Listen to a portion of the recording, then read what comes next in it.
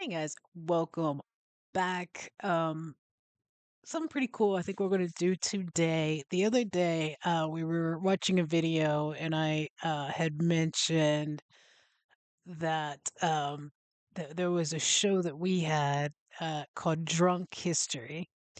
And it seems like a lot of you guys didn't realize, and I didn't realize, I said it at the time. I didn't know if there was a UK version of it. Um, and it seems like none of you guys that commented uh, thought there was. She said, no, there's this, um, but we don't have that. I actually found that you guys do have a UK version of Drunk History. So I'm kind of excited because I found a couple little clips from some of the episodes. And so we're going to do one of the clips today. Hopefully you guys enjoy this. Typically, I'm assuming Euro's version is the same, but the way that ours works is they usually get a hold of like a comedian, or it could be somebody else, but usually it's a comedian, and they will study like a historic event, and then they will get them drunk, and they have to recall the historic event, and that serves as a narration to a video that's usually acted out by some pretty good actors or other comedians, um, like a production. A lot of ours, there's tons of people. Winona Ryder has done them. Jack Black, Will Ferrell, um, Colin Hanks, just all kinds of different people have done it. Tons of like well-known actors and stuff like that. So I'm assuming you guys are gonna know some of these. Um, I think it's hosted by, is it Jimmy Carr, something Carr? I was reading about it last night and I did recognize him. But anyways, we're gonna jump into it. I will link the video in the description. It was done on Comedy Central just like ours was. Um, and this particular one is Jack Whitehall meets the Queen. Jack Whitehall is Sir Walter Raleigh, and I guess Russell Kane. Oh, okay. These are just different ones. Never mind. Ignore that part. So, anyways, I will also put a link in there over to Patreon. I've been editing. I'm getting better. Bear with me, guys. Some in betweeners to add onto here. Um, if you want to watch the full length, unedited and messed up by me versions, go over to Patreon. I'm also way further ahead over there than is getting posted over here. And what else? What else? I will also put a link of how you could support the channel here on YouTube. Now that I'm done with all that, let's go ahead and jump into it. We'll begin by learning how Sir Walter Raleigh introduced the potato to this country, but you'll notice the only thing that's really mashed in this is Tom Crane. After 3.5 pints of lager and 5 double vodka lemonades, you can see why. What is better than booze? I'll tell you what, fags, yeah, and crisps. Here's the story about the guy who introduced both of those to Britain. Sir Walter Raleigh was a high achiever. He was not just an explorer, not just a military man, he was also a writer, a pensmith, a quill wielder. He had the pen, he had the gun, he had the compass. So he was quite a lonely man. He thought, I've got to meet a woman. And the woman he turned out to meet was none other than old Queen Elizabeth I. And the Queen, she'd been out on a night out, and she'd come across a puddle. There was a huge puddle. She didn't know what to do about this until a man emerged from the darkness. Was it Jack the Ripper? No, he wouldn't be around for another 300 years. This was Sir Walter Raleigh. And what did he have in his hand? A large cloak. He charged forward. Stop, Queenie! Do not put your royal feet upon that water. I'm going to put my coat down on that puddle so you don't have to walk across. The Queen said, that sounds really, really pleasant. And he went, oh, this is a new coat. All joking apart, I've made the gesture you could just walk around. She went, put it down! And he went, oh, I can't put it down. So the coat was down and the Queen's feet were dry like Raeford on a sunny morn. And she turns round and says, you are a man I will be keeping my eye on. And he thought, that is a coat worth abandoning. This may pay off in the long run.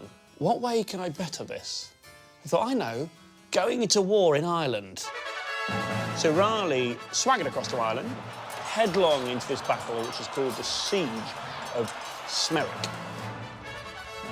Raleigh heads back to England. He's a massive hero, and the Queen is ecstatic. And it's kind of at this point the Queen starts to see that there might be like a mild attraction there. The foot starts to twitch, the eyebrow lifts. She then says, first of all, I would like to knight you for your valiant efforts abroad. And she goes, I would knight you, Sir Walter Raleigh. And then she pretends to chop his neck off, and he laughs. And then she goes, I would also like to offer you the ability to colonise a small part of America. And he goes, brilliant, because I'm an explorer. She goes, exactly, you know me so well. And they kind of hug in that awkward way that mates do who really fancy each other. They pull away and they think about kissing, but neither do. And he says, I've got to do some exploring. See you later, Virgin. And she goes up to her bedroom and finds a carrot. So in 1585, Sir Walter Raleigh turns up in North Carolina. He's walking around. It's where I live, North Carolina. He comes across this group of natives who are sat in a ring, but he also noticed there was smoke emerging from them. And he thought, what the hell's going on here? I should have a little look. And he sits down on the one spare stool, which is quite weird. And a chap hands him a pipe. And he starts to... There's a little smoke on it. And a little bit, oh, it's nice, I like that. And he headed back home to England soil with his pockets stuffed full of bacco, a couple of Rizzlers in the back, lest he ever encounter a doobie. And he bursts through the door in a cloud of smoke, and Sir Walter Raleigh goes, to Mike Matthew, I'm going to be a fucking legend.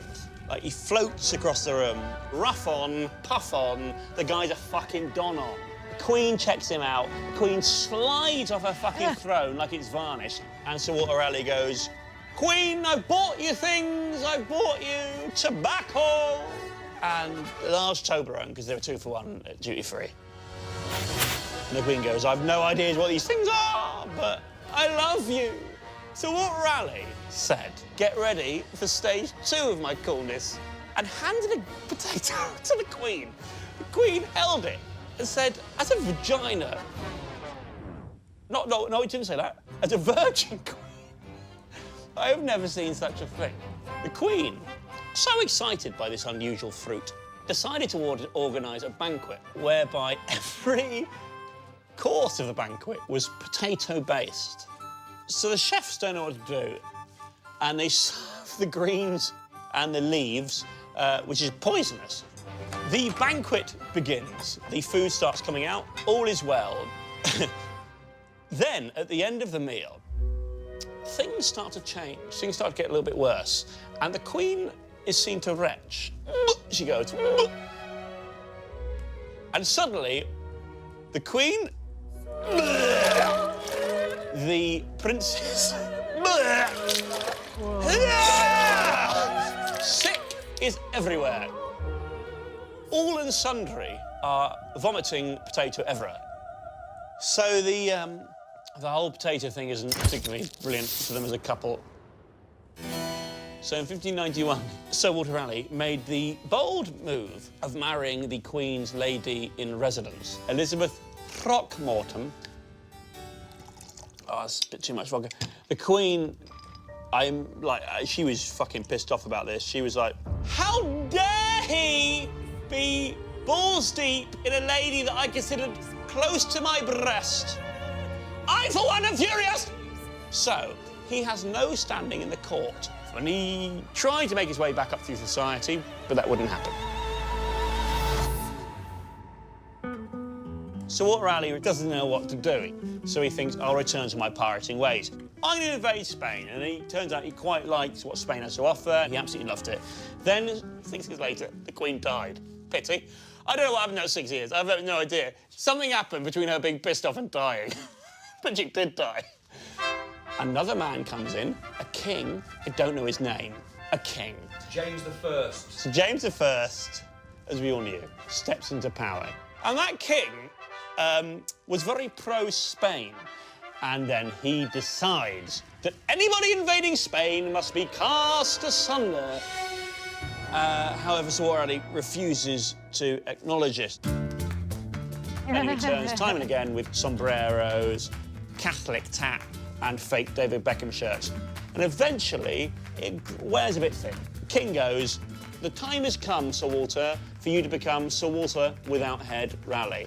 Your head has got to go. And so the date is set for Sir Walter Raleigh's execution. It's the 29th of October, 1618. So the executioner... OK. Wait. So the executioner... Wait. So the executioner raises his axe of death. And Sir Walter Raleigh, he says, to cut one's head off is to remove all concern or depression. So cut swift, my friend, cut swift, cut swift.